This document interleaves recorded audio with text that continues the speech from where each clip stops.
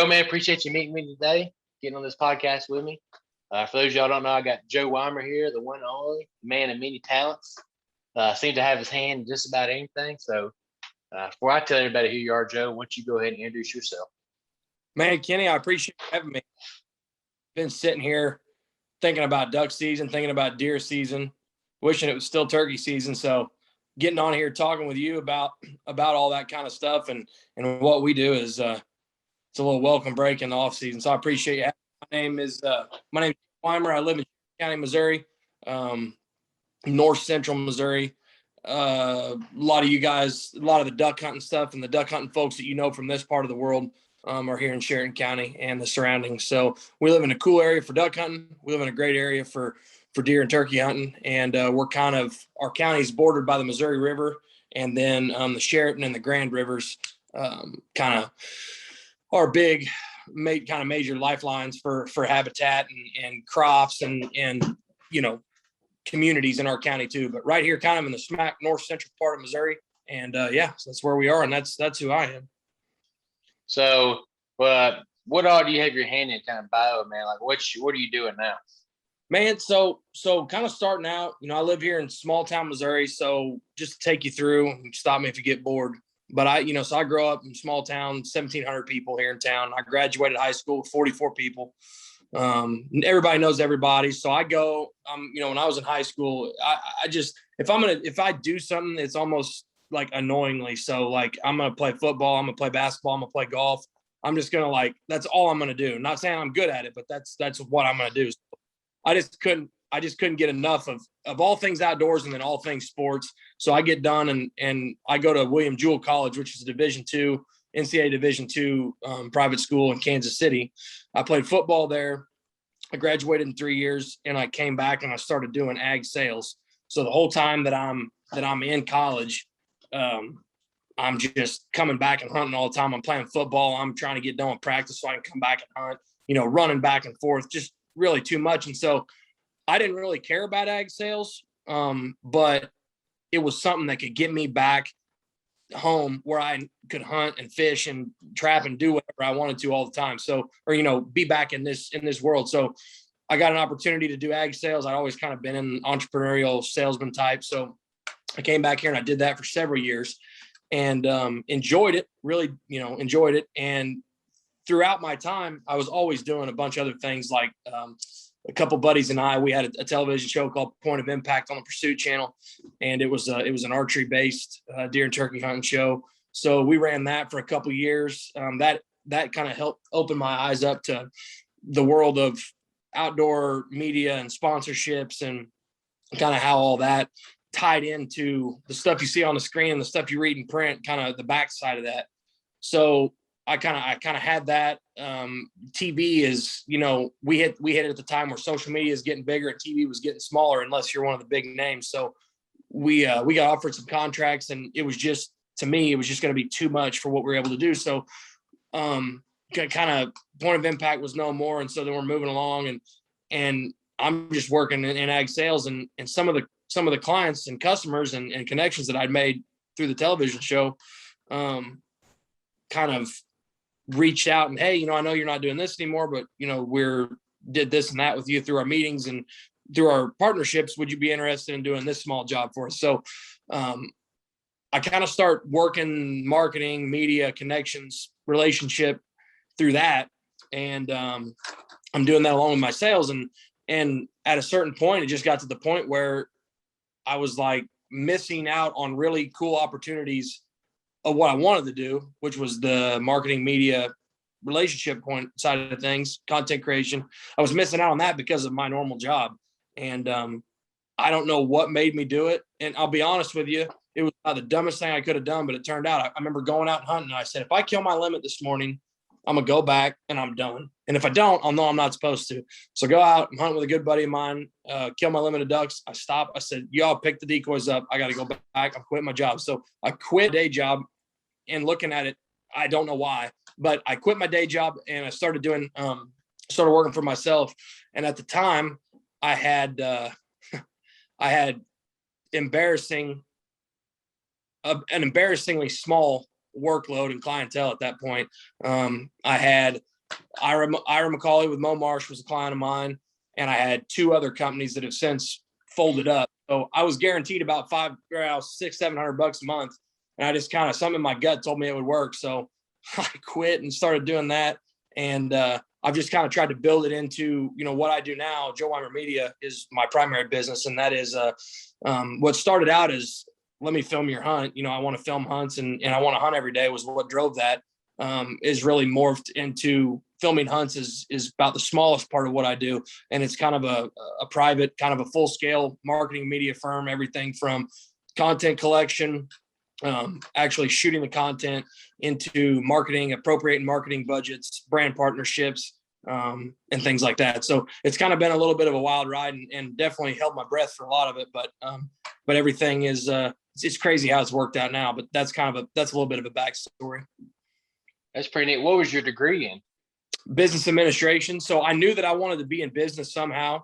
Really, I wanted to play football, and I wanted to hunt a bunch. And I don't know why. I don't know why I couldn't have listened to anybody that was trying to give me advice before. But I kind of flew through business admin. I was like, whatever, it's easy. But to be 100% honest with you, a lot of the stuff I learned there I do use today. But it was in business administration. Like I said, kind of gravitated towards ag sales, just because it was something at home that I knew I could do and still be around to hunt. So you lean toward agriculture. So I kind of went towards agriculture, like I said, because, here in rural Missouri, that was something I knew I could get back to rural Missouri. I knew that if I wanted to do that, I either needed to start something on my own or get involved with the biggest, kind of industry in the local economy. And that was ag, and I didn't know what I wanted to do. So I slid in there, and it was a way to make a good living and have some flexibility. So that's kind of the direction I went. That's pretty cool. So what you're doing now, you have your own business, Joe Weimer Media business, but you've been working solely with Ira McCauley and Mo Marsh for a while now. So and you do so much with him already, as a part of Joe Weimer Media. So what is your official title for Mo Marsh or for Ira's own LLC or whatever? Yeah. So it's funny, the story, I probably get asked that more than anything. Like, how'd you get involved with Ira? How did that ever get started? And to be honest with you, it's like I've known him for so long, I've got to think back. But I remember looking over some of the stuff he was doing at Mo Marsh. Like, I was using the products, and they're right here, so I was like, what? And I remember reaching out to him, and I was just basically like, in so many words, like, hey, I think I can help you. Ira's a great, and I laugh about it now, but he had a multinational company, multi-million-dollar business, and he's like uploading, selfie videos, dropping the phone, and which was good. Like, the grassroots and the authentic thing is what made Mo Marsh. But I just kind of reached out. We were at Rogers Waterfowl Weekend. We sat down on some Mo Marsh boxes. He was like, here's what I want you to try to do, and here's where I think we need to go. What do you think? And I'm like, man, I think we can grow this because the product is so solid and the personality is super cool. But I didn't know exactly how I was going to do it, but I'm like, we can take this to the next level. So Ira gave me an opportunity, and the truth is, with Mo Marsh definitely changed Ira's life, the trajectory of his life, but it might have changed mine more because he was going to be fine with the vet clinic and Habitat Flats and everything. But him with Mo Marsh really gave me a chance to, really get out there and do my own thing. He put faith in me with his brand. And when he did that, it was like, damn, like, this is maybe I can really do this. So we grew the Mo Marsh partnership to, I'm doing social media stuff for Mo Marsh, and then I'm doing videos for Mo Marsh. And then it was just like, I was just like, man, I don't know how to get involved, but I'm just going to be the guy for everything. We need to go work on duck hole, I'm going to go do it. We need to make a delivery, I'm going to do it. And so Ira and I started hunting together, filming wise. Then we just started hunting together buddy wise.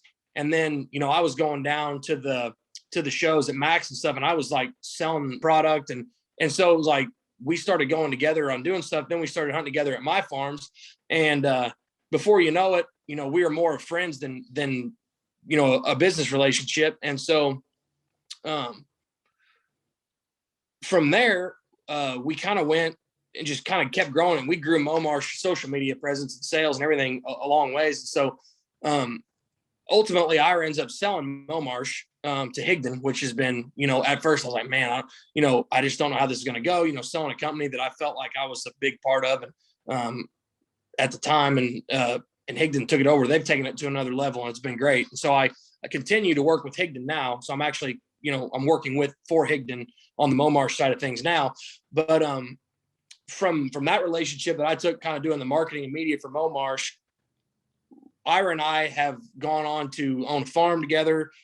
We've gone on to do several different business things together, including Better Barnwood, which is a big part of kind of what I'm doing now. And I know you talked with Ira about that, but we're partners on that 50-50, and we're partners on a couple small things, and then leases and things like that, hunting wise. But yeah, really for Momarsh, I started out doing media and marketing stuff, and that's kind of gone into, people are seeing Ira's content, and I've been able to use my relationship with him to get been able to work with some really cool national brands like Eukanuba, and a couple companies, in that realm, and some other in the outdoor industry, and some other in the just the regular industrial sector. So my relationship with Ira went from, basically just a straight up business relationship to a friendship to a partnership, and talk to him every day, whether we like it or not.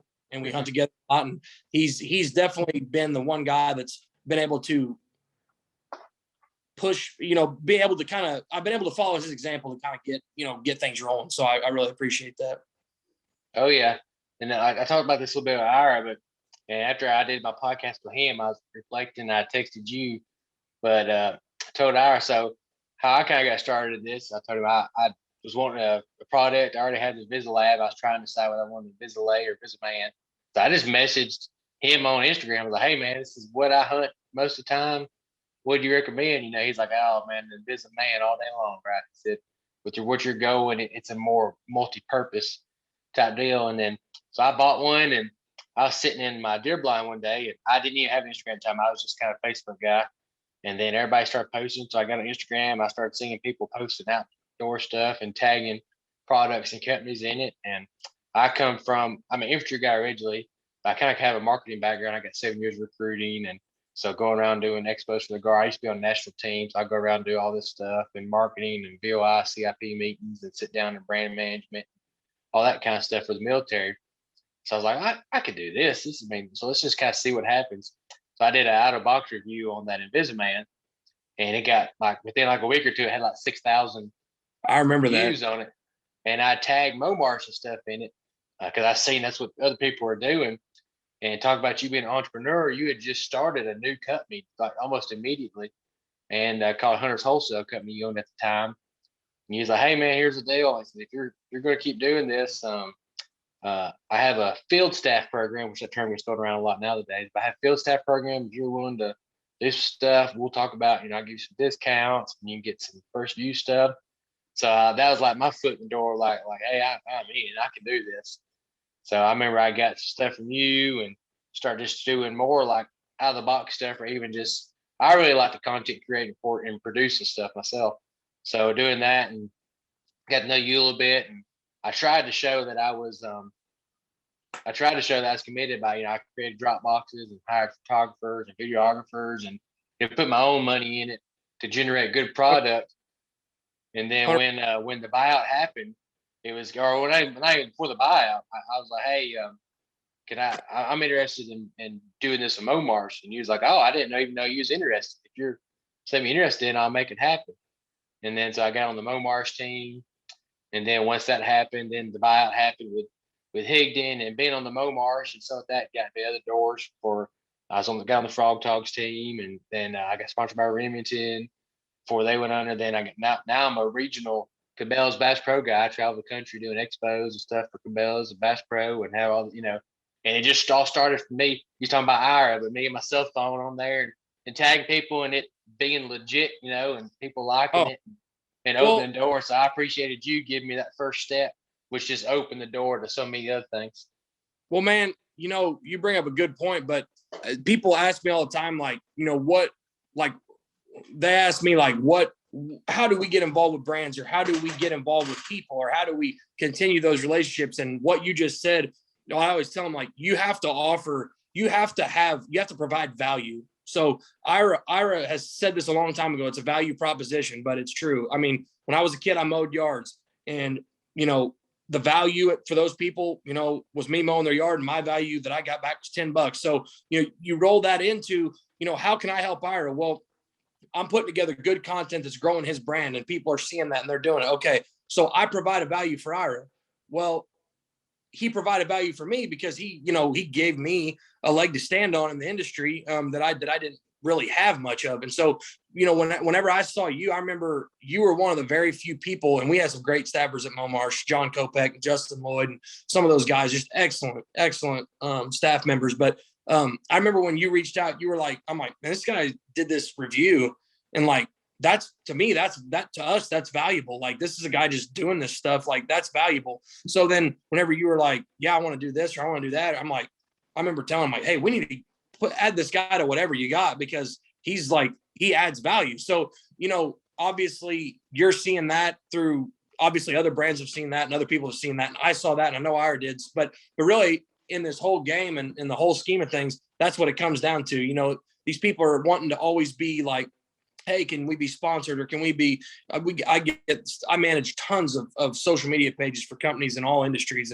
and do marketing for them. It's always, people are always wanting an in or a sponsorship or a staff position. It's like, okay, but no one ever comes to you with value that they can offer you. And I feel like that's a huge part of our industry right now. They saw, like, I take the Avery Pro Staff days, like that was the way that it all started. And I got a segment on here. I'm gonna talk to you about that here in a minute, about the Avery days with Aiken and Tony and Chad and all those guys. Yeah. I mean, people just thought, but it's like people forget that Tony and Tyson and all those guys, they were providing a pile of value for Avery GHG. It's not just like, people forget, they see the cool things that Tony and those boys got to do by being a part of that pro staff, but they forget about the value that's provided. And so many relationships that people want to be involved in now in this industry, especially, they just want to be involved. They don't necessarily think about what value they can provide. And a lot of people can provide value. It's just not at the forefront of their mind. And I feel like that's what gets missed a lot. So you definitely did. Well, I appreciate it. And I was going to bring up pro staff, and I'm going to have Tony on here at some point, and I was going to talk to him about it too. And I talked to Chris about it a little bit. You talk about you and Ira. I mean, Aikens, he's like my big brother. I chat with him daily almost, just about, man, he checks on me, my family, me being gone, and he's just been good to me. But I always, quiz him. I'm like, hey, man.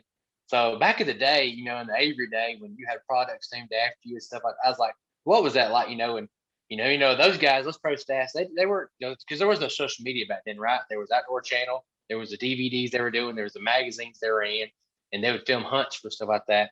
But I mean, YouTube was not even barely a thing back then, right, let alone social media. But those guys were going with the owners of Avery to Bass Pro and Cabela's and sitting down for board meetings. They were talking about product reviews. They were helping design products. They were on salary because they were providing stuff like that. They're the one, when Cabela's had an issue or Bass Pro had an issue, they called the pro staff. They called Tony. They called Chad. They called Chris. Chris talking about that these big brands were calling him about dog products because his picture was on the product. Hey, your dog this stands after your dog. So here's the, we're having an issue with chain linking. We're having an issue with this. And, Chris's deal was, hey, I'll handle it. So he'd get on the phone with the previous owner back then, and for his son, they helped design the stuff. They'd ride to China for product development. They're the ones on the plane. And to me, we've gotten so far away from the pro staff side. I'm not going to talk about any brand, but I can remember when I first got into this, Drake had like field staff out the wazoo. Everybody and their mama was a Drake field staff. Hey, use my promo code. But I mean, everybody, and they actually a couple years ago kind of went back and punted a little bit of that and really shrunk down. And so I think we're slowly starting to get more back to the old school pro staff side. And what people don't realize, and that people think it's professional staff, but I can hear it's not. It's promotional staff. Right. That is the term of, unless it's specifically said, like my one caveat, like when I have my Cabela's, my Bass Pro, they call me a professional hunter, professional shooter. But everything else, pro staff is a promotional. So you're there to promote products, right? You're a billboard, you're a walking ad, you're whatever, and you got to represent appropriately. And that stuff, when somebody has an issue, and a lot of my guys have gotten that way where if they have an issue or either a recommendation with that, they'll hit me up, and I'll hit up Brooke. Or like I'm coming up with, I told Brooke the other day that I'm having an issue where on all my, it's not an issue, but well, all my Higdon motion decoys, I want a multi-box charger. I want one charger to plug in that can charge like 4 products at one time. And so I'm actually talking to a guy now trying to get an engineer. We got here with me try to help me draw up the conversion box that plugs into the conversion box that'll have 4 ports on it. So you can plug up one thing with 4 things charging at a time. And I think that's kind of a good magical number. And so that's something I'm trying to, come up with and to give to them for, because it's going to better us. And I Oh, always tell them, it's a us deal. Yeah. So if they're willing to write my name to it, I'm a part of that. That's us deal. And I think so much of this has gotten away from that. We just give discount codes to, hey, here's your card. And if they put your name when they buy my waiters, then I'll give them 40% and I'll give you a 10% kickoff.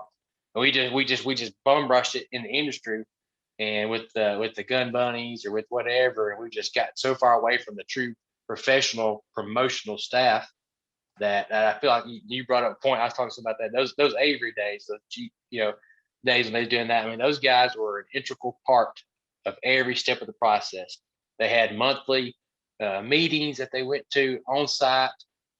Chris told me, he said every day for years I was on the phone for at least an hour a day, talking about products, talking about promotion, talking about meetings with brand representatives, talking about getting these in these stores. I was driving to D&W, I was driving to Max, I was flying wherever, and getting all this stuff done. And I think we've gotten so far away from that. And it seems like to me we're slowly kind of getting back to that realm. What do you think? I agree with you. I just use them as an example. Using these Avery guys as an example, one, because I know those guys, and two, because they were the original. But you look at guys like Tony. I talk to him all the time about things other than Avery now, and other than product stuff now. I talk to him. He lives right up the road here, and he's seen it come and go in the industry. All these guys have, but those guys that have longevity in the industry. Even though it's come and gone, everything's changed, they're still providing a pile of value for the companies that they're that they're associated with. And so the thing for me is, when I look now, and the most disheartening part of it is, promotional staff used to be somebody that was a leader in the industry. Companies wanted you to promote them because you were the guy who knew, or one of the real sources of knowledge on that topic. Subject matter expert. Yeah, you didn't get on an Avery or GHG box by not knowing what the heck was going on. And, now you get on Instagram and everybody's got all these pro staffs in their bio. And it's like, man, I'm hunting with you. You don't know how to set decoys. You don't know you don't know how to blow a call. You don't know how to do any of this. And so I understand companies trying to expand their reach and new companies trying to expand their reach with the promotional staff. I completely get it. But we got to a point, and I would say 2 to 3 years ago was the absolute pinnacle of the stupidity, I'll call it, but got to a point where we were having people that had literally never hunted on promotional and field staffs. And what it really did was, it didn't affect my hunting, didn't affect your hunting, but what it did was, it did affect the contributions that people in the industry were giving to companies and to brands and to the sport. And really sadly, what it did was, it made a lot of companies just say, I'm done. I'm not dealing with any of this stuff. And really what happens when a company stops taking in ideas from a staff is they get stagnant. And, you look at a company, and I could be wrong and I could easily be proven wrong, but you look at a company like Avery, when that pro staff started deteriorating and getting watered down and stuff, maybe it's a coincidence, but I don't think it is. You see a lot of these companies that kind of turn off to new ideas, and that's when the industry starts passing them by. So it's kind of sad, but it's kind of nature of the beast. But I would agree with you. It seems like now all these big companies, a lot of these major companies have a core group of guys that they're relying on for feedback. And it might not be as out and about and out there as it used to be. I know a lot of guys are working with companies and you wouldn't even know they were working with them unless you knew them. But at the heart of all these companies, there is still a core and a handful of guys that are doing that. And it's kind of getting back to that close knit group. And I think that's a good thing, because I think that just adds a lot of credibility to the things that we're getting from these companies, the information, the products, and just the overall offering that we're getting from some of these brands that we've known forever. Yeah, I think it's a big part of it. And I get, social media is the name of the game, right? Everybody's trying to get new platforms. And I mean, that's just how we're going with things. And I do think we did get a little better when we started doing kind of like a tier level deal, promotional staff, field staff, and you as a marketer, like if I'm sitting in your shoes, knowing I'm in charge of the marketing, the brand, stuff like that, what kind of look at tiers, right? So you need so much exposure, right? If you get too much, you diminish the process, diminish the brand. If you don't have enough, then you're not getting out there enough. So as you can start doing kind of these tiers, right? So hey guys, here's the deal. I see you're active, we see you're growing, your social media account followers kind of about here, but you're progressing. You're not vulgar on there. You have good presence. You're not some girl that's in a bikini every pic. So we can kind of start you off at this level, give you a little discount, use product stuff, maybe send you a couple products to try and review, and then we'll see how you do from there. We'll count you at that level. And then you got the guys that have been doing it for a while. They've kind of paid their dues. They've been around for a couple of years, and they're bringing their own stuff to the table through the route. And then you can start putting them on the boxes, putting them on the websites, promoting them through your social media, that kind of stuff. And I really feel like that tier level, and we've kind of delegated some of that stuff. I feel like that's going to be the way of the future. And the truth is, it's kind of sad because, like we talked, companies started their pro staff and stuff started deteriorating at the point whenever the pro staff really needed to be ramping up, because with social media, a pro staff can be even more, a staff can be even more influential and effective. But it was just that it was watered down so much. But it was like we almost missed a step. But like right now, people ask me all the time, like, hey, what can I do to be on a company's staff or help a company out? So to me, like whenever I'm looking at that and I'm getting those emails and stuff, and this could be in hunting, and this can be in partners that, folks want to be a dealer of product I'm working with, or form a strategic partner, be a manufacturing industry or a service industry. But when I take a look at their media, obviously, first thing, if you send me something, first thing I want to promote your company, I want to work with you. I'm going to get on your social media accounts, and I'm going to look, and real quick, I'm going to be able to tell. And something that I look for, I get a lot of folks that are, hey, we love the Momarsh products. I'm using Momarsh, for instance. We love Momarsh products. And I get on there and look, I see that they got a final stand 3 days ago, and they're taking 4 pictures of their dog on it. And that's what they got. And they might have used it their whole life, but that's not what they portrayed. When I see somebody like you submitting a photo or tagging Momarsh in something, you personally do it in a way that you use stuff throughout a season. That takes dedication and commitment to line up the shots and say, hey, we're going to get these shots. I mean, I know that people don't think it does, but setting up those shots and shoots is a bunch of hassle. So whenever I see that you're shooting an image of a dog on a final stand or a ramp stand, and you're calling, and it's in a flooded timber habitat, and I can look and see the products, and it doesn't look staged. It looks like a real hunting thing, because it's a real hunting scenario during hunting season, shot by somebody who knows what's going on, of somebody who knows what's going on. That's a lot of moving parts. And so to see even one of those photos, much less a theme of those type of photos, is like, all right, so this person here is legit, and they're going to be able to, they're not trying to make this a commercial, but they're promoting product and partnerships in a tasteful way.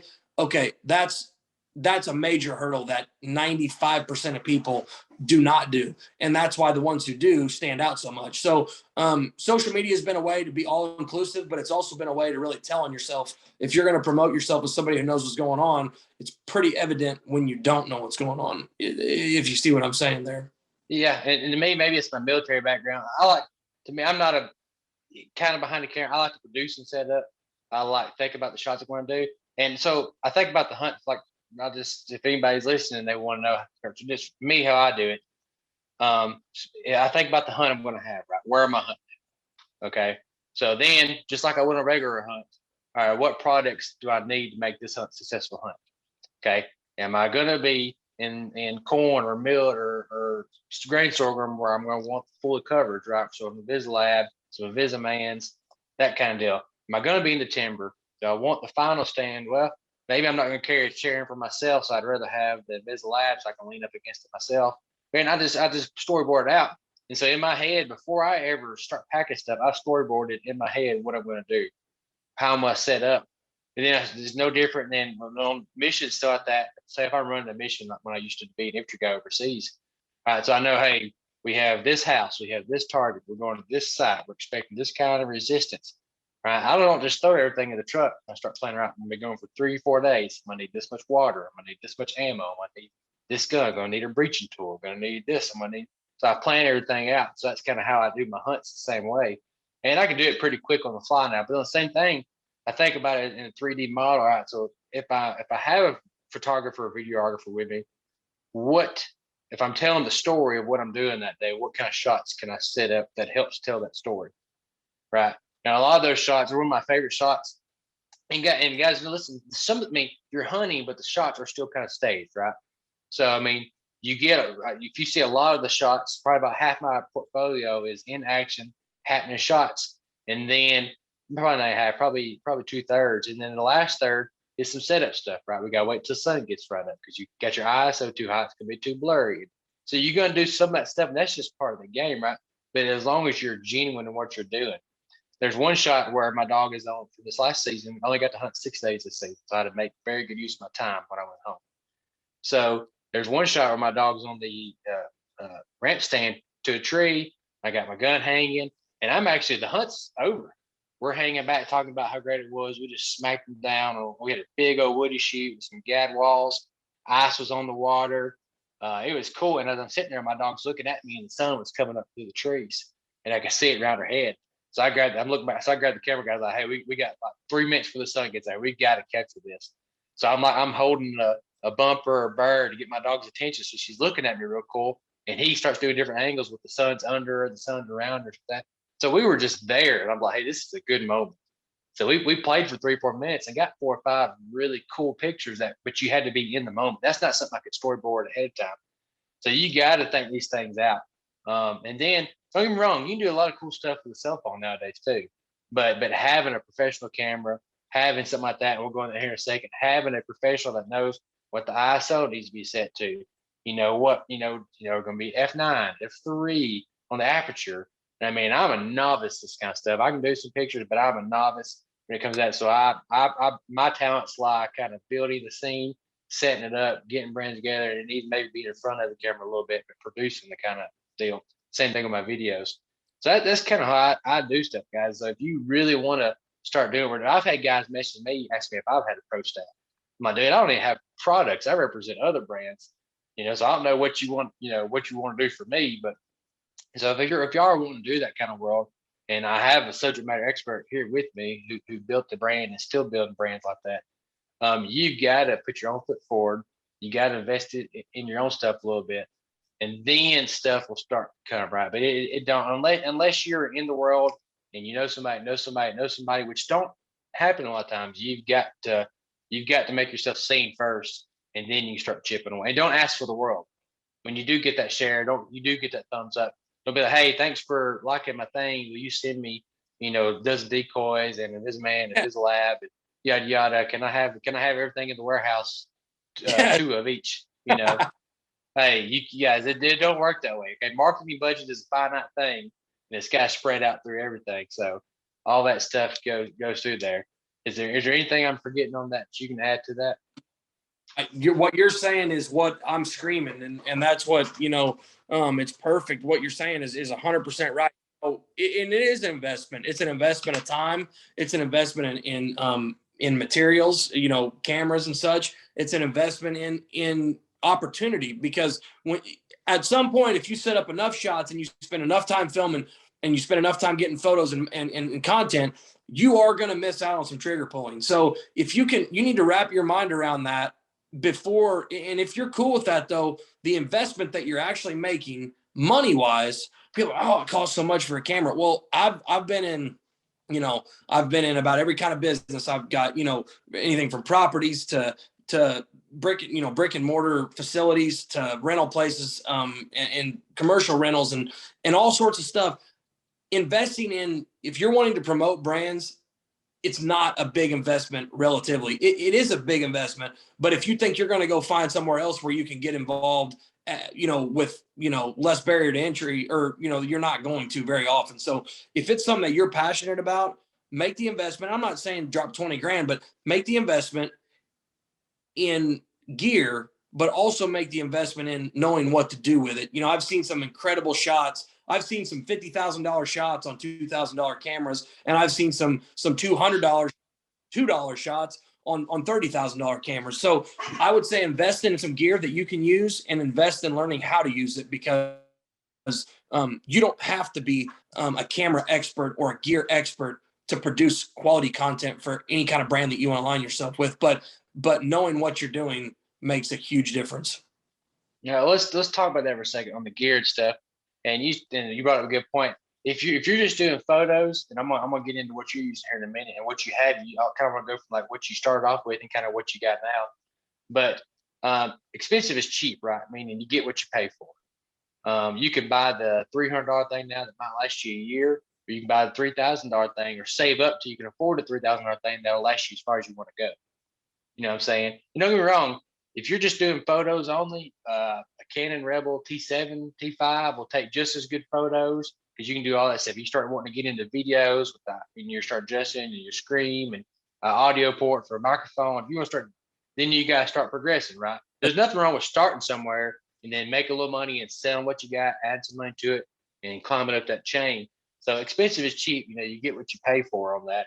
So what did you start off with when you was doing stuff for Ira, and then what are you using now? What do you like? And kind of what's your if you just got to run the house and grab one piece of equipment to do a project with, what do you grab?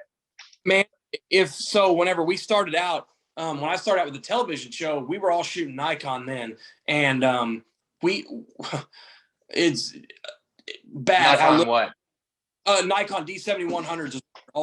We were shooting them. You know, in fact, we were shooting them for deer hunting footage and turkey hunting footage. So we did that. And you see, when I rolled into starting working with Ira, I was still shooting this D700 a lot. You can see I got a camo job there on it, and we were shooting in flooded habitat a lot. And so that D7100, I still use it for a ton of still photography. I've been in tons of magazines and tons of published photos, and like all the Momarsh up until Higdon took over and EMP started doing a lot of stuff. All of the Momarsh box art, all of the website art was shot with that camera right there. So I got, and I'm not an expert, you know, there's a lot of photographers better than me, but to set up shots, and I love that D7100. I can just do it with my eyes closed. So what I would do was I got that body that I really liked, and then I just started upgrading lenses. And so, you know, primarily what I shoot with there is a 2.8, a 70 to 200.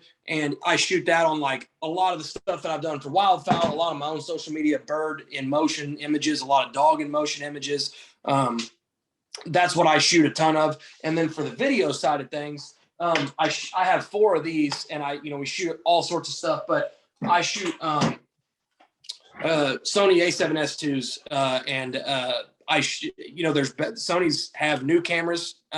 They've come up with better cameras, but the mirrorless, I love it. And it fits my hand well. I've always shot it, everything from real estate to hunting to over the shoulder stuff, hunting wise, actual hunting footage, weddings, product photography, product videography. The Sony is about all that I use now. And it's like I said, there's a lot of cases to be made for, that I probably should be shooting other stuff, but I just love it. I love the A7S2 camera, in the body, and then the lenses that go with it. That's pretty cool. I mean, to me, each your own, right? I don't think one is all around better than the others. I think it's user stuff like that. Who outside of the hunting world? This is an interesting question. I think it is outside of the hunting world, and I'll give you an example where I'm going with this. Who is an influencer or a camera guy or a videographer that you like and that you follow? Like, I think Peter McKinnon does a lot of cool stuff. I used to watch a lot of his old stuff and him and Maddie together. And so just their look and their style. And when I do my video, I bought all his LUTs for Adobe. So I did my color editing because I like it and I can play with it. So who's somebody you like to follow or that you just enjoy? Maybe they're not part of the hunting industry, but they're part of the video, film, camera, photography, influencer industry. Man, in the hunting world, I remember like when I would see some of the shots that people would take, I was like, this can't be, some of the stuff can't be real. Obviously, the guys like Rockhouse Motion and some of those guys on the video side were incredible. Not their hunting stuff, but just like I remember watching some of the reels that they would have of their landscape shots, and I was like, what in the world? And then I'd be like, man, I got to see what kind of product, what kind of cameras they're using. I'd look and it'd be like something that I had. And it's like, wait a minute, how are they getting that shot? There's no way. Like, I just couldn't fathom it. But Ted Wells was a guy that I looked at, just some of his shots and some of the macro stuff he could do and some of the scenes he set up. There's several guys in the real estate world. Probably, I'm going to say like 40% of my business is in real estate, photography, videography, marketing, media, partnerships in that world. And there's some guys that, some companies that I don't even exactly know who the guys are, but the companies that put out some stuff that like would just make your jaw drop on the real estate side of things. And I just was like, how and why? I mean, how are they doing this? And Angie Erickson is a lady that I've hunted with up in Canada a bunch, and she is a hell of a photographer. She kind of learned from Lee Chose, who is just an incredible mind in the photography world. But some of the shots that she would put together of just her family and the landscape of like, we'd be on a goose hunt, and she'd have a shot of like just a wide open barley field up in Saskatchewan.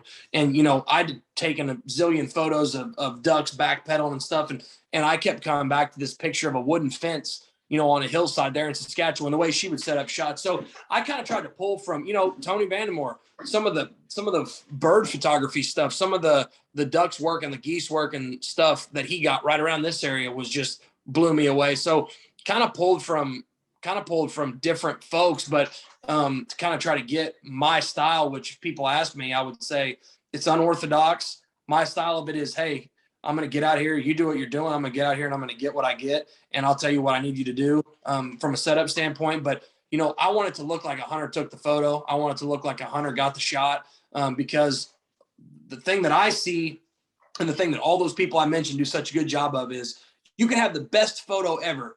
And if you, like you're saying, when you set up a shot, you can have the best photo ever, the best camera ever, the best lens, the best presets, the best color grading. But if you have your gear turned around the wrong way to where I can tell you've never duck hunted, or if you're standing next to an Invislab blowing a call in the middle of a millet field and you don't even have a blind, I'm like, all right, this guy is a joke, so I took some technique from those folks, and then really the let's say the things that I saw that I really knew, like the actual method was just watching people hunting, how they were setting up, like, oh, that looks really cool. And I saw that enough, and I knew enough what looked legit and what looked not legit and what looked fake. And you could tell people, go hunt with somebody like, all right, that guy right there is hunted quite a bit, or that guy right there is clueless, so I started watching the guys that I could tell had hunted a bunch, and to see how to set up shots, I saw what they were doing. So really photographers helped me, but also just watching people probably helped me more than anything. That's pretty cool. Now you mentioned Tony for a second. Can Tony run a camera? Oh, he's excellent on a camera. Yeah, for sure. Really? I did not know that. I knew his wife had a marketing background, so I figured she just did it. Yeah, no, Kate definitely knows her way around the marketing side of things, and so does Tony. But no, man, like if you look at all those old Habitat Flats photos, go to their Facebook page and their website, like the old, Love Lake and 60 mallards bowed up with the fall colors back behind and the snow geese bunches, just locked up and swirling. He took all those photos. So really, I didn't know that. Yeah, man, he's a wizard with a camera. And he doesn't do much anymore with it, but we've talked about it a ton. I mean, he's got, Tony would probably tell you too, he's not like I don't speak for him, but he's a hell of a photographer, but he's not like a camera head. He's just a guy that hunted a bunch and wanted to share it. And some of my favorite outdoor photos he took. Yeah, for sure. Really? I did not know. I'm about to ask him about that when I talked to him. That's for sure. Neat. That's good information to know. And so I'm glad to ask that question, how you get through there. Yeah, I mean, I'm thinking like you talking about the girl you hunted with. So, I mean, if you could set up a shot and you can make something like that look cool, like you was talking about with her, the fence post and the barley. I mean, it's all about context, the scene, you're telling a story. So if you could carry that, like you said, from real estate, or to hunting or to family photo. I mean, you can lose a little bit of quality for story and content and still come out on top, I feel like. Oh, it's all storytelling in our world. And, I think back, like everybody can relate to the best photos. And so, the best photos, anybody can find something to relate to. And I think like when I go to Saskatchewan, I'm telling, people that duck hunt, I'm like, man, the ducks were doing this, the geese were doing this, and they come off the roost and they made one pass. And, but to my dad, who's not a waterfowl hunter really, I'm going up and I'm telling him like, man, Dad, it's so expansive. It's just as far as the eye can see. And, it's this right here. It's Angie's photo. This is exactly that world is described perfectly in this photo right here. And so, that is powerful to me. Like I can tell you all I want, but when I can show you, it's so much more understandable and relatable. And so that's, the first thing I got into, the first major job Ira and I were doing video wise was we had a big flood in 2015.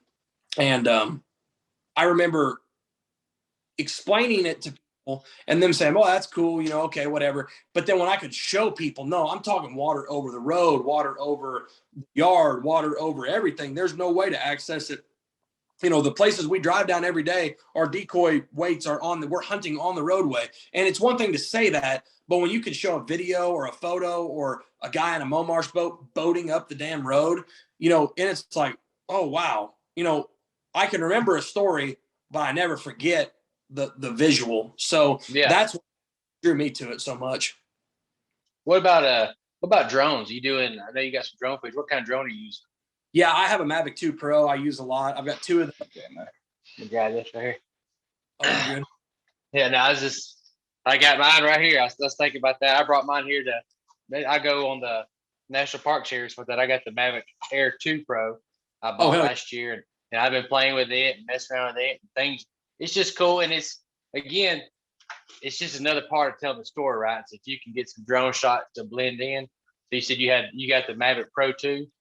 I've got two of those, and then I've got 3 of just the regular Mavic Pros, and everybody's always like, "Oh, why do you have so many?" Well, I'm traveling around the country, state to state, and even around here, you got to have a few of them because I've crashed so many. Oh my God, I've crashed so many of them. But yeah, so the Mavic 2 Pro is definitely my favorite. But about drones, I use drones almost every day, but nothing aggravates me more than seeing somebody put a drone up and using that drone as a cover up for telling a story. Some people will put up a video and it's just all drone footage. It's like a drone for real estate is one thing because showing the property overview may be all that somebody's after. Yeah. But yeah, when you're telling a story like, when you're telling a story about a person or a place or a company or a brand or whatever, or an event, sometimes you might put together a 10-minute video and there might be a drone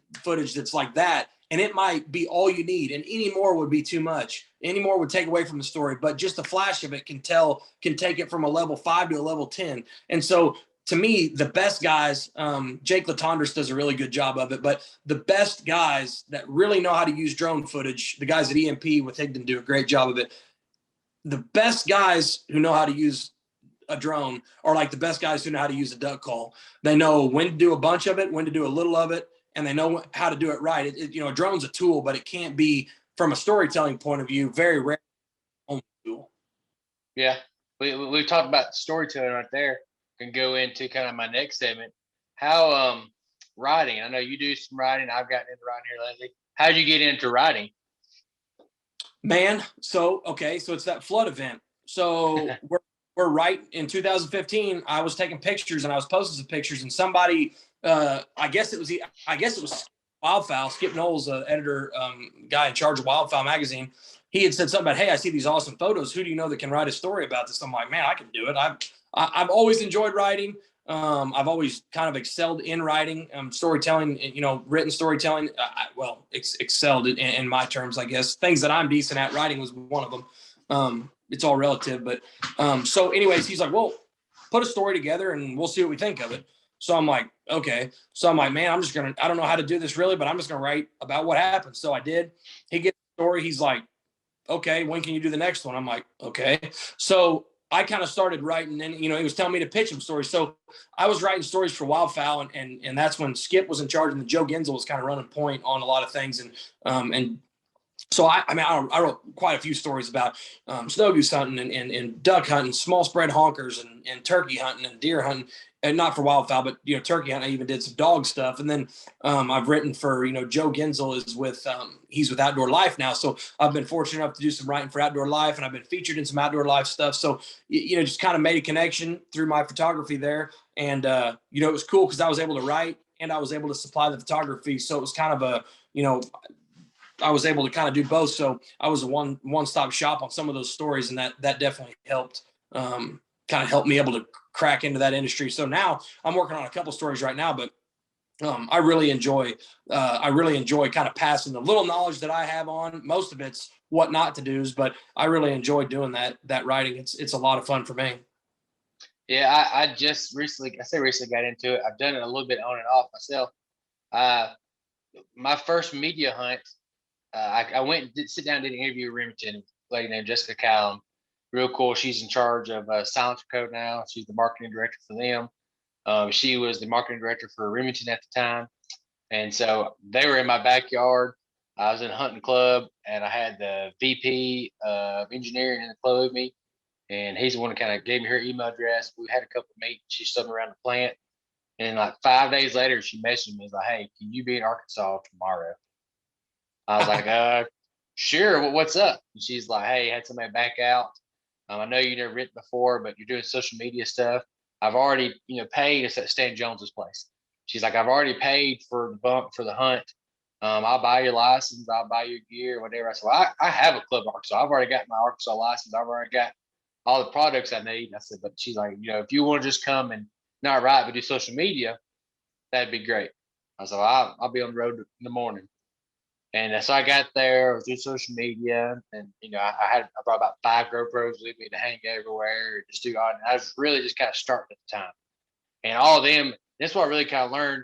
I was with everybody there, and they all had their cameras, and me and the guide are hunting and calling, and somehow I ended up in all the pictures with my dog. I even brought my own dog because we'll get the first flight. I'm like, hey, first flight's coming in. First flight's coming in. The guys just said we're, and I just hear click, click, click, click, click, click, click, click, click. All the mirror cameras are going. They look at me, look at the dog.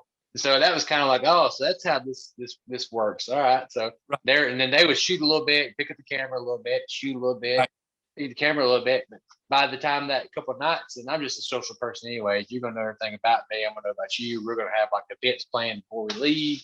Then and so they said, hey, I'm not the grammar Nazi, but I'm articulate. And they're like, look, why don't you go ahead and write a story for SWAT that I wrote a story for that one, SWAT.com, which is a lot of tactical hunting and stuff like that. And I was like, hey, I can't promise you. I can spell there, there, and there in 3 different ways. So I can't promise you it's going to be right. I said, I can articulate. And they're in Hollis, Lumpkin, and all them like, hey, we'll just write it and send it to us. We'll edit it for you prior to sending it to the editor. And, they gave me some lessons and, stuff I use now today. So I did that. I started doing some blogs. And like I told you a couple weeks ago, I went home for Christmas. I'm mobilized right now. Got to go home for 6 days for Christmas. Of course, duck hunting while I was home. Took my 5-year-old on his first hunt. Had the photographer, and I was like, man, this is just a cool story. So that's when I reached out to Skip and kind of pitched it to him. And he's like, yeah, if you got some photos that can go along with it, I'll look at giving you like a 300 or 400 like half page type deal. And I seen the story. He's like, hey, make it this word count, give me these photos. And it just really took off. And now, August, the biggest wildfire issue that's coming out. I got a full page in it with 3 photos. And, and to me, that's just super cool. And being able to tell that story, and it was a story of me taking my son on his first duck hunt and the experience we had and stuff like that with the dog and him just being excited and the things that went along with it. And to me, I really enjoy that part. And I like that's in print. It's going to be in a magazine, not just online. And so, man, it's really opening up doors, and more people want me to write, tell more stories. And that's just kind of how it. And he's like, I don't know how much I can pay you. I was like, man, if you're just going to run it, I don't need anything. My payment was the hunt and get to see my son's picture in the thing. And he's like, all right, well, we'll work on some other stuff later then. But yeah, to me, that was just a big deal. And, it comes out in August, and I'm just super excited about it. Man, I can't wait. I can't wait to read it. I'll tell you, I kind of make it sound like it's just a seamless transition into going, you kind of, you get to a point and the steps that it took. But when you're talking about Skip kind of telling you to change, to add more to it, whatever, I'm laughing because there's been a couple times, man, Skip's super blunt at times. And I love that about him. But there's been a couple stories I've written where I like get monotonous or kind of repeat myself or whatever. And he just act like, no, or like, boring. And so like, I was like, all right, like you said, the first one back, he's like, this is not good. This is not good. This is excellent. This is terrible. So like, whenever he ripped apart one of my features, I was like, all right, well, here we go. Time to nut up and get figured out. But no, man, I really, you come along the way, and that guys, the guys that have given me the most opportunities and that have really reached a hand out to let me kind of take a step in the right direction. All of the guys have one thing in common. They've all given me a chance, but they've all also, they give me a chance to fail too. Like, hey, we're not going to do this for you. Here you go, figure it out or don't. But, and so I think that the fact that they kind of told me to sink or swim at times, not holding your hand the whole way, I think that was almost as beneficial as the opportunity, just because it's like, all right, no, this is serious. Yeah, this is hunting. We're writing about hunting, but this is my job. This is their job. This is a business. There's, you're looking at some of these, and that's the reality of it. When you start working with these companies and you're looking at a company, I did a big piece for Browning this year, and it's like, I need to make damn sure that Browning can sign their name to this, because this isn't a joke. I mean, this is like, in that case, this is a multi-generation, it's a friggin' a legend. Winchester and Browning is, iconic brands. And so to get the opportunity to sign your name to that, it is a great opportunity, but it's also, I feel like, a responsibility. So, that same with Wildfowl, same with Outdoor Life, and all these other companies that I deal with. A lot of them I don't really say much about, just because I'm trying to preserve their voice and kind of, I don't want it to be me who's saying the stuff through them. I want it to be their voice, and I'm kind of helping to tell, to kind of help to articulate it. But all these companies and all these folks that have given me a chance is super thankful and appreciative of the ability to have the opportunity, but also to kind of have some creativity, some room to make some mistakes, kind of learn from things too. Yeah, it's a cool industry. I feel like when people feel like you're genuine, they're willing to do some correction and help you along the way, but they're still willing to help you. He's talking about skipping. He didn't tell you, you never write for me again. He's like, hey, fix this, fix this, fix this. And I just feel like this industry as a whole, we can get kind of a little close knit sometimes, and we know hunters in general are their own worst enemy. And people who are trying to be in the hunting industry are supposed to be the face of all the good stuff, not the face of the bad stuff. So I feel like that's a big part of that too. But yeah, that's all good stuff. What is your favorite hunt? I'd ask you, like, your favorite turkeys, your favorite ducks, your favorite deer, are you a squirrel chaser, you run rabbits? What do you like the best? Man, my favorite, so like, that's the problem. If I could change one thing about me hunting, it would be that I kind of put a couple on the back burner. But, I look around, I'm like, I can't tell what's my favorite, because I go every day of every season that I can, and I live in an area where I can go out my back door. Our farm that I live on, my wife's farm, and the one that I have there, it's just, I can walk right out the door and I'm there. So I'm able to hunt a lot, but, I'm able to hunt a lot of short mornings and mid mornings and different times where I can just slide out. It's 5 minutes from me. But if I got to pick one to do the rest of my life, and I know most of your listeners are going to cringe about this, but there's literally nothing aside from death or better be a serious issue that could pry me out of a bow stand, a deer stand. It just overtakes me to the point where I can't think about anything else. And my relationships start to suffer, and my health does, and my mental definitely does. But deer hunting, it's like I'm so driven on deer hunting to, like, I have to get it. I have to get one. I have to get one. It's every day, all day. It's such a breath of relief. I love it, but it's such a breath of relief when I connect. But so deer hunting is just like that. I feel like that's part of like my DNA. Not that I'm the greatest deer hunter, but it's just that I can't not do it. Deer hunting is kind of its own thing. I feel like that's part of my job, even though it's not. It's just something I have to do. I make myself do it, and I love it. But deer hunting is what I think about I think about it all the time. And even when I'm thinking about other kind of hunting, I'm always thinking about it. But from the waterfowl side, I love turkey hunting. It's kind of its own thing in the spring. But from the waterfowl standpoint, mallards in the woods, mallards anywhere. I'm a mallard purist. Really, I hate to say, but mallards, honkers, I love them both. But as far as the pinnacle, the one moment of hunting that I want all year long is a big spin of snow geese. And I snow goose hunt a lot. 80% of my hours and time spent in the snow goose spread is a complete waste of time or gut punch. I've gotten just absolutely hammered by the snow geese so many times. But when it does work, there's just like, there's nothing that can come over me that makes you feel like a big spin of snow geese ripping into, I've had a few that I've gotten on film and that I've been, in the memory bank that, just like, here they come, and you're just spraying and praying really into those big flocks, just hammering them. And it's like, you get one of those rips a year and it's like everything's worth it. So the snow goose is probably, I hate to say, but that's my most memorable. But day in, day out, one thing I'm not ever going to miss a day of, if I can help it, if I'm breathing and if I'm living, is hunting ducks. I go not 60 days a year, but damn sure mid 50s. And I love it so much, man. I just love it. I love that mid-morning mallard deal in the sunshine around here is just kind of the pinnacle of it. And like I said, I'm fortunate enough to get to do a lot of it. Deer hunting is kind of what I live for, but what I would consider recreational hunting for myself, mallards and snow geese.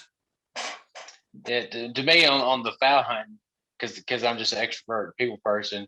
I like the camaraderie. I like sitting with people. I like sitting flying with people. I like when somebody falls in the water, we can all laugh at them. I mean, I just like smoking and joking and cooking and running dogs and sitting out all day. So usually for me, bow season in Alabama usually starts about mid-October. So I'll bow hunt till rifle season, then I rifle hunt the duck season. And then if the duck hunting in Alabama is bad, then I'll deer hunt back between and then go back and forth to Arkansas. But I mean, this turkey hunting's new to me. I just now started starting to call a little bit. So I wasn't afforded the opportunity to hunt growing up. So friends had to bring me along, stuff like that. So kind of learn as you go deal. I mean, I chased deer 24/7 until I got into duck hunting, and then that put a big stop in my deer game. We had big leases on gas lines all across the state. I used to travel around and do it hard. And now I still do it. But I'm more chasing about. I would put meat in the freezer. We eat deer meat year round. So I drop a couple of dogs. I really like the management. I got my own property now. I got 158 acres of hunting property that I lease and manage. I got the lease rights, until I die. But I got stuck because I really like the property. I like the camera. I like managing for the bucks. I like taking the does off appropriately and seeing the bucks come across and seeing them as 2, 3, 4, 5 year olds, trying to get them as a 5, 6 year old. So to me, I really like that part of the deer hunt. I think more than anything is managing to see what's out there and then putting people on them, getting people's first deer, getting kids for. I mean, if I can put I got my sister's first deer. She shot biggest 6-point I've ever seen. My sister shot on a youth hunt when my dad took her, on that property. I was just like, I've never shot a 6-point that big, but she got one, So to me, it was it was a good 5-year-old 6-point, just big spread on it. So, so what's next? I know, Mars, I know we got some products we're trying to get out, shipping and stuff. We got overseas with COVID. I know we got going on with that. What's next going on in the world? What's next for Joe Weimer? The barn thing's super cool. Yeah, man, Better Barnwood's great. Better Barnwood's kind of it's a wheel that's churning. It's a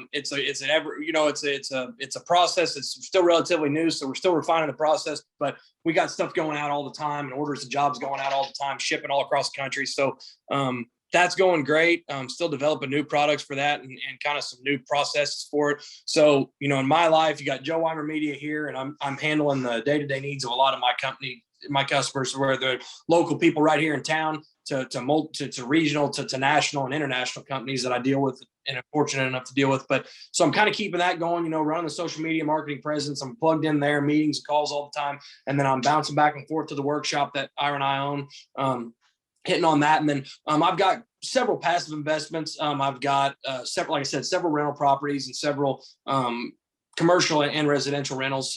So kind of in the process of buying a couple more of those right now, and kind of buy them. And my partner, Scott Moore, we buy them and we put them together and get them running and get them started. And so we try to kind of prepare on the front side, buy at the right price point. He's a contractor, put the money into it we need to, and then kind of get them to where they're churning. And that's one thing that, when I kind of became an entrepreneur and did my own thing, I wanted to kind of build my own retirement plan, build something with passive income that I could build wealth, build equity, and use it as collateral to kind of further what I want to do. So, man, I'm building a house right now. That's taking a little bit of time. And then we actually just kind of got in on another business with a friend of mine, kind of a food plot habitat construction type thing. It's actually a friend of mine's business, but my partner and I kind of helped to kind of put that deal together. And so being able to kind of capitalize on some of my relationships and some of my my clients and friends that have needed those services. And then to see somebody who knows what the hell they're doing on a piece of machinery, it's kind of been kind of rewarding. And man, just plugging along, getting ready for duck season, and trying to help kind of tell the story of my customers, and my clients. So it's a lot of stuff going on, but it's all stuff that I enjoy. So it doesn't seem like it's too bad. Yeah, it sounds like a pretty good plan to me. It's fun. So, well, man, I appreciate it. I've taken enough of your time, but man, we hit some pretty good topics, man, going all throughout the industry and back and forth. So I think it's good stuff, man. I appreciate you. Well, man, Kenny, I appreciate you having me. I'm kind of the guy that, I don't, the people that I'm dealing, my clients are the ones that really deserve to be, kind of telling their story and stuff. But I sure love giving what little insight I have, and really overarching and probably the most important thing of the whole podcast is, thanks for having me on, and thanks for your service, man, too. I just, we've all got our jobs, we've all got stuff that we do, but in my opinion, there's nothing that's more noble or more important, especially today, and throughout our nation's history than the armed service. So I really appreciate what you do and sacrifices you make being away from your family and putting yourself in harm's way and all that stuff. Man, I really appreciate it. Yeah, I appreciate it. It's always kind of, I want to say, embarrassing. I get that all the time, and all I can do is say, nobody put a gun in my head, forced me to do what I do. Which I only got a few years left, and I retire from this. So I've had my time, but it's definitely what I wanted to do. So I appreciate it, though. Man, it's always for somebody coming from my side of things. I know you hear it all the time and stuff, but I mean, there's nothing else we can do but say thanks. And I know we all mean it. So thank you very much. No, I appreciate it, bud. Well, hey, man, I appreciate your time, and hopefully I'll see you here soon. Let's talk soon, man. Thanks, Kenny. Yeah, buddy.